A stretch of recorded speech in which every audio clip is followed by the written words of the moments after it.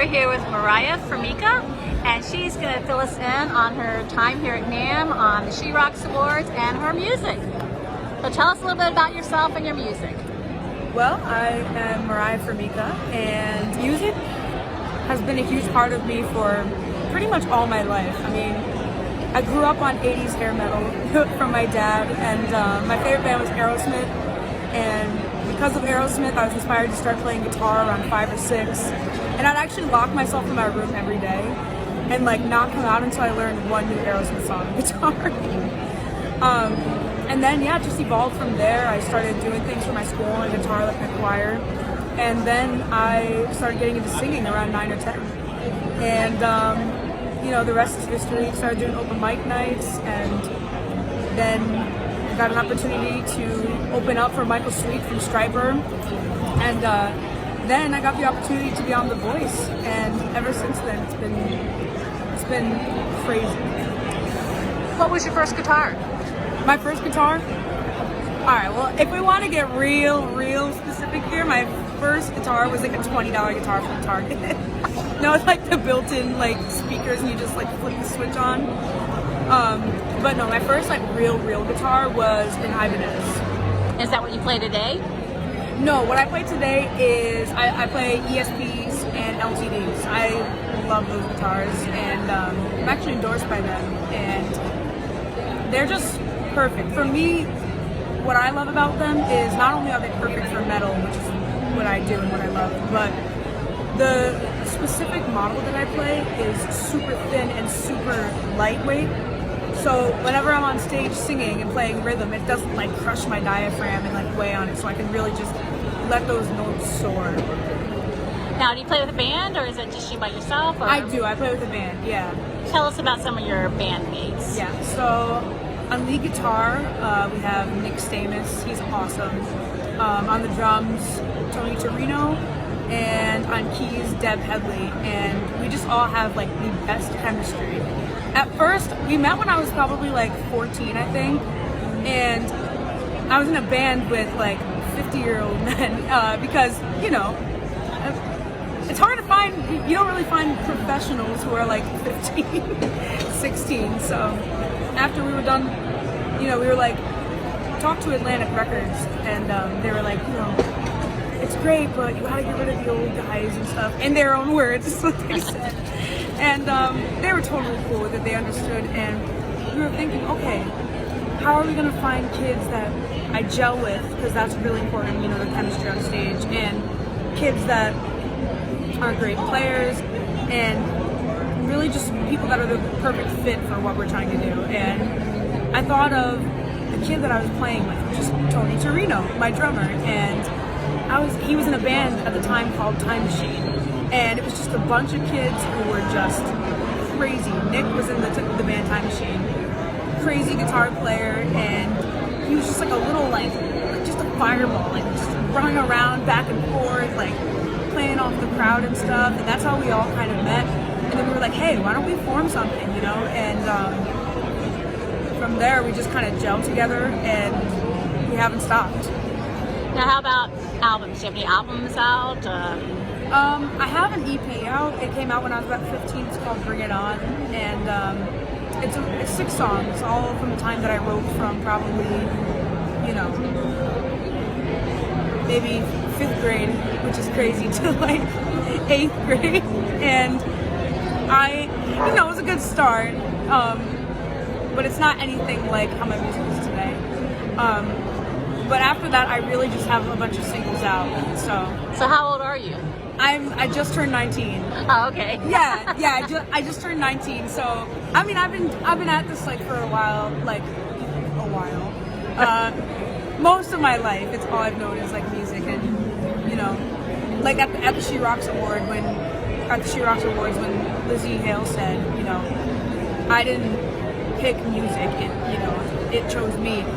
It was crazy because I was like, holy crap, like whenever I have interviews or I talk to people, that's exactly what I say to them, because that's just how it is. Like, it's just something that's in you, and you can't, there's no getting around it, there's no beating around the bush. You're like, oh, okay, let's be married.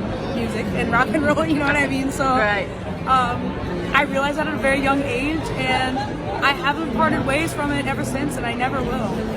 Well, how about the She Rocks Awards last night? Oh my gosh, it was so amazing to be there in the presence of such greatness and power Right. in women, and just like, you know, and I didn't realize and I think a lot of young girls, they don't realize, you know, as you were saying, the barriers that women had to break through for us to be able to do what we want. And a lot of them unfortunately go unrecognized, and because of it. And She Rocks Awards really helped me realize, you know, how it is that I got where I am, and how thankful I am to all of the courageous, brave women that broke through those barriers. Because I don't know what I would do if I wasn't able to do this. Like, Right. You know. How about Susie? Oh my gosh, Susie Quantro. I was like, whoa. Oh my gosh, she's such a badass. Yeah. Like, she is so crazy. And then she said that she was about to be 70, and I was like, wait a damn minute. I was like, whoa. I couldn't even believe it. Oh my gosh, she was such an inspiration. And she was singing Johnny B. Good, and I was like, you slap that bass. You play that bass. You command the crowd. Like, she was just, oh man, I love her. And I was so thankful for her. And I was like, that's where it started. Yeah. That's where it started. And I just, you know, all these Gloria Gaynor, like, just all these just amazing women. Like, How about Linda Perry? Linda Oh my Perry, God. Linda Perry, you know, her song was awesome. Her speech was awesome. Yeah. Talking about how, like, I forgot what it was, something that was really, it really resonated with, I mean, the whole night resonated with me, but Linda Perry said something like, you gotta stop focusing, you gotta stop looking at what other people are doing, because you're not gonna get anywhere. And Oh, the part about being a leader. yeah, It's not easy to be a my leader. gosh, Yes. yeah, being a leader, because if you're looking at what everybody else is doing, then you're being a follower. Right. And I was like, wow, that's powerful, because you know, it's so easy, especially nowadays, to look at what other people are doing, and you can think that you're a leader, but you're not if you're just looking at what other people are doing, you know, and then you're worrying about that, or you're copying them, or like you're not a leader. And so that really helped me step out of it. Helped me like kind of get out of my head and see it gave some clarity on things that I had already kind of felt, but I wasn't able to like put it into words like that. And I was like, exactly. And these are and Lzzy Hale. Lzzy Hale is like, when people see me on stage, it's not really like a surprise that Lzzy Hale is like one of my biggest inspirations. Yeah. I love Lzzy Hale. Because you know what the thing was, is I was a singer and a guitar player. I started getting into bands at like 11, and which is right around the same time that I started taking vocal lessons. And I'd never seen a woman before who was a front woman who also had an instrument. And at first it was, a guitar, I guess, because I love Evanescence, and Amy Lee played piano, so she had an instrument. But somebody was like, you know, Evanescence is great, but have you ever heard of Hailstorm? I was like, no, who's Hailstorm? You know, 12-year-old me was like, knew everything. They were like, gotta hear this girl, you know, Lzzy Hale. And I was like, all right. So I went. This is before they were like huge in the rock scene. They were still pretty big, but they weren't like. Well, actually, it was right about when Love Bites came out, I think. But I went to go see them at this popular rock venue where I live in upstate New York. It's called Upstate Concert Hall, and I saw her, and I was like, I was just mesmerized. And like, it makes me emotional, like thinking about it, because like that was like,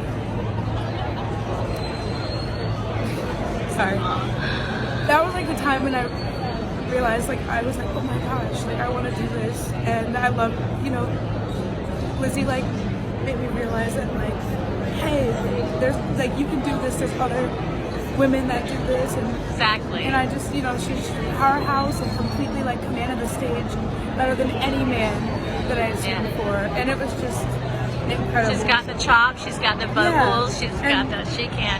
And then we got to play a show with them and Joan Jett.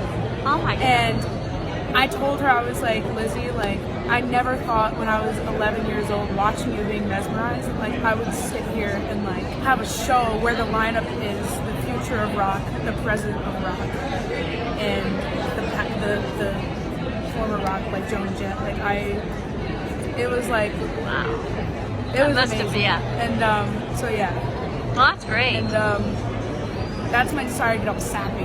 That's okay, that's great. But yeah, so love Lzzy Hale, and she was definitely a highlight for me for the She Rocks Awards. The whole thing was just incredible. It was really eye-opening. My guitar player sent two to me.